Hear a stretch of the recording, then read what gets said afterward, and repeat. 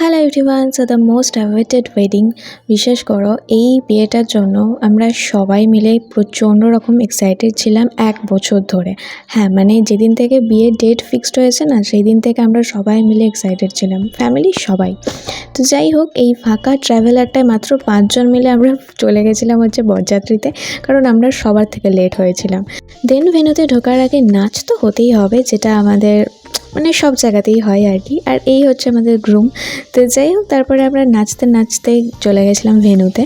আর তারপরে সমস্ত rituals and all সব কিছু কমপ্লিট হয়ে যাওয়ার পর আমরা সোজা চলে গেছিলাম ফার্স্টেই হচ্ছে খেতে, মানে যেটা অ্যাকচুয়ালি হয়।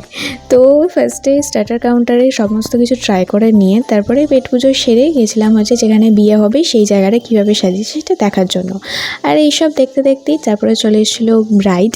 আর এই এত সুন্দরভাবে এন্ট্রিটা নিয়ে তো আর কিছু আলাদাভাবে বলারই নেই, সত্যিই খুব সুন্দর হয়েছিল। এখন আমার মনে পড়ছে যখন আমি ভিডিওটা এডিট করছি।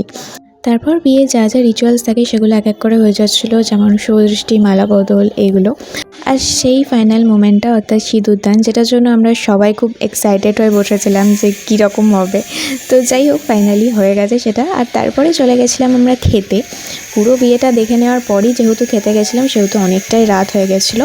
আর এখানে আমি নিচ্ছিলাম হচ্ছে বোনদের রিভিউ, যে ওরা কেমন খেয়েছে। বাট ওর এখানে প্লেটই নেই, সেটাই আমি সেখানে বলছিলাম।